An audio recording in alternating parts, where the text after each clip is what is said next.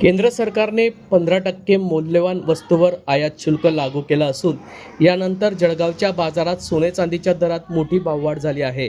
जळगावच्या बाजारात एकाच दिवसात सोन्याचे दर 12,000 रुपये तर चांदीचे दर हे 30,000 रुपयाने वाढले असून जळगावच्या बाजारात सोन्याचे दर हे GST सह 1,62,000 रुपयांवर जाऊन पोहोचले आहे, तर चांदीचे दर 2,98,000 रुपयांवर जाऊन पोहोचले आहे।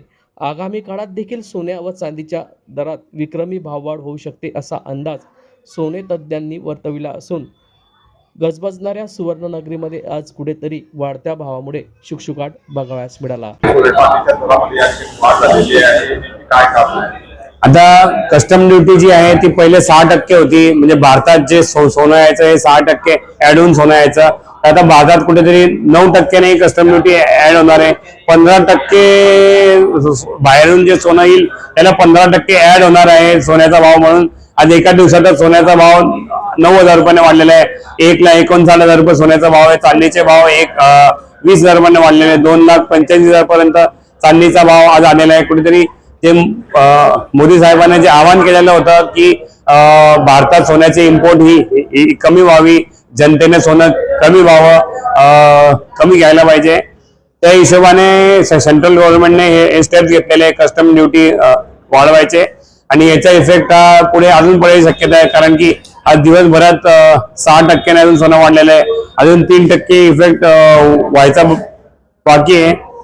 तर कुठेतरी लॉंग टर्म मध्ये जे इराण आणि US जे युद्ध सुरू आहे त्या युद्धामध्ये पीस डील व्हायची शक्यता आहे। तर ओव्हरऑल सोन्याचे भाव तरी वाढायची शक्यता आहे।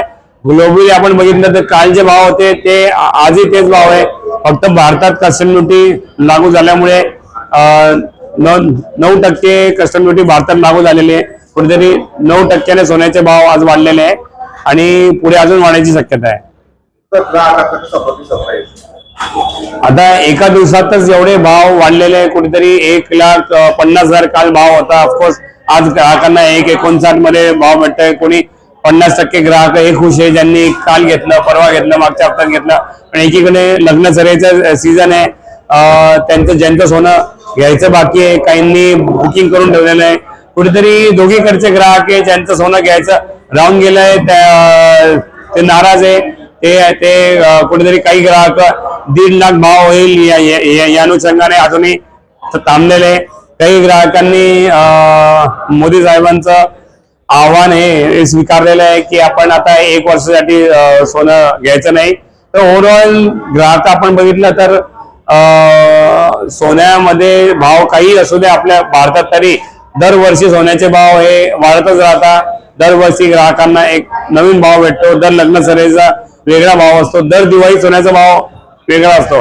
कुठेतरी इंडियामध्ये आता दर कोणताही भाव असू द्या आपल्या इंडियामध्ये सोनं घेतात, म्हणून ओव्हरऑल ग्राहक तेवढेच आहे जेवढे मागच्या वर्षी होते।